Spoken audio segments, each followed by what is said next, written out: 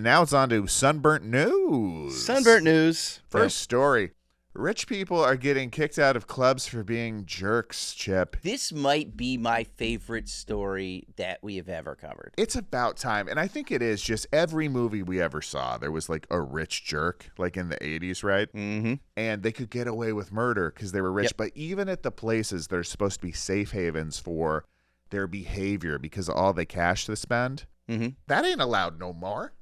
Good. So Vanity Fair is reporting that the world's most exclusive private clubs are now enforcing strict no a-hole policies against wealthy members and guests. Yeah. It's like a hiring practice, right? A lot of companies decided, even if you're super talented, we're not going to take a-holes because you ruin the morale of everybody here. Yeah, of course. One stinky apple spoils the bunch, and these nice players, they're just over it.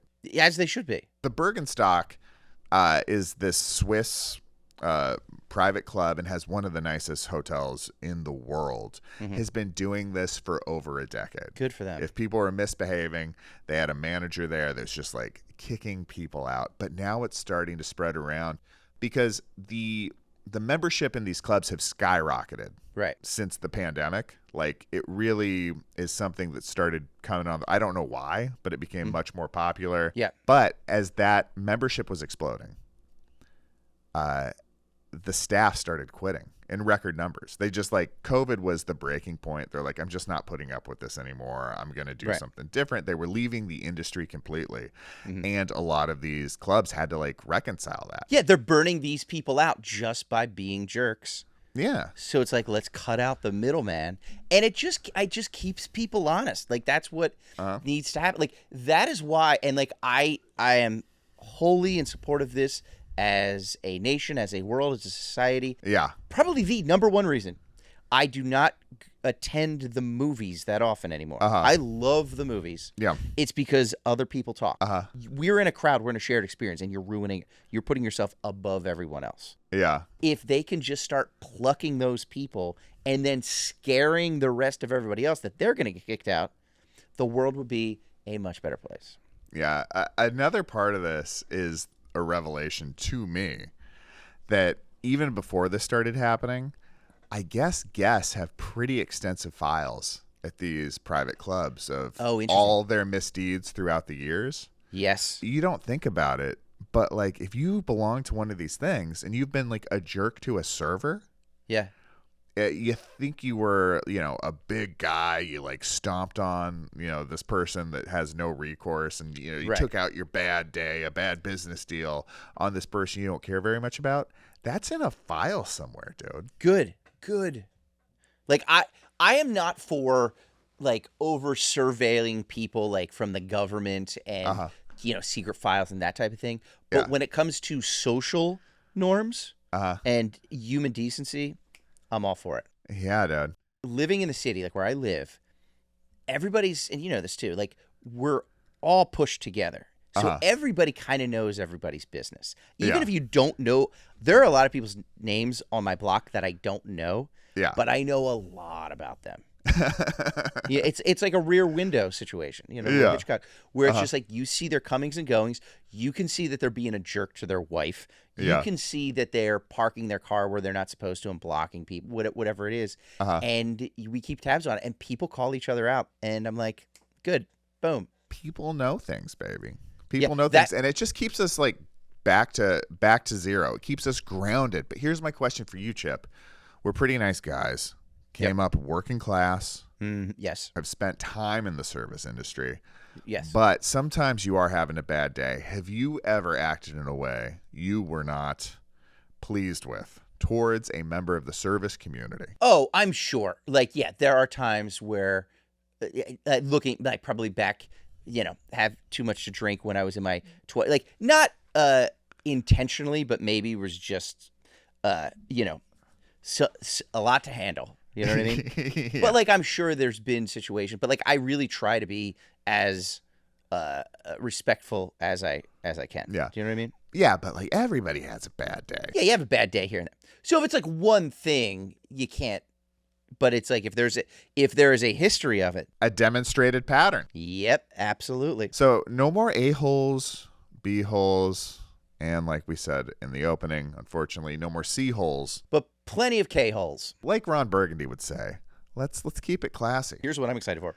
Yeah. Video evidence on TikTok, Instagram, YouTube of these rich jerks getting kicked out of these resorts. Oh, yeah, because that's the humiliating thing. You're big, powerful. My money gives me status. It gives me stage. And then you just get walked out. Just walked out of the private club. Just getting dog walked out of this place that you just spent a bunch of money on. It's almost like at the beginning of Royal Tenenbaums when Royal himself gets kicked out of the building that he lived in for all those years because he ran out of money, and they just relished it so much. And I'm looking forward to much more of that. Oh, yeah. Post them videos. Yeah, please. Private club workers. Get them up there. It's like the guy who threw a martini in your face last year. Uh-huh. You could be giving him the perp walk this year, you know? Oh, God, that's so refreshing. Pretty satisfying. I would go, okay, here's what we do. Here's the idea. Yep. All right. I would pay premium. As we know, we would pay premiums for certain services, accommodations at hotels. We're premium members of the travel community. I would pay a premium rate for a night if I knew ahead of time where and when one of these guys is getting kicked out. So they're like, hey, Mr. Chantry, like I got an email or something like that. Like, hey, if you're available the weekend of August 22nd, we have a couple who are just raging a-holes. Come stay with us for the weekend. We're pretty sure we're kicking them out that Saturday morning. I'm there. I will pay extra to be there to watch it. Oh, yeah. I think we would call them exorcisms. Yes. Yes. You get the exorcism package where you get to see one of these things happen. What's the slightest offense you think people should be kicked out for? I think if anybody, the slightest thing is just anything that's like, do you know who I am? Do you know who my dad is? Right? Like, that's my friend Greg Gethard and I used to say. That's like, it was one of his favorite lines is, do you know who my dad is? He would just say that to people, like, obviously sarcastically, because it's like, that means nothing. Do you know what I mean? Because he had this kid growing up in his town that would like literally say that. And I think so. It's just like, or like, it's like, I make more money in a day than you do all year. Like you say that to a certain one of those, you're out. You know okay, I mean? Yeah, I like that. I think that's a nice line in the sand to draw. I think that's also like, if people know that's the rules, that they just won't do it. Right, exactly. All you have to do is throw one guy out, and that's it. You know? Yeah, I have two things in my mind. Okay, go ahead. One is it's a pattern, right? Okay.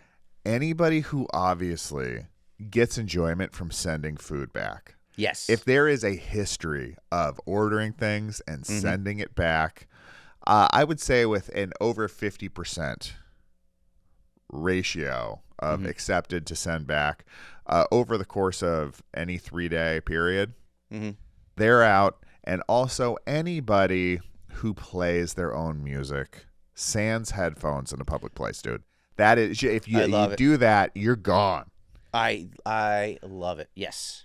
You're 100%. Gone, baby.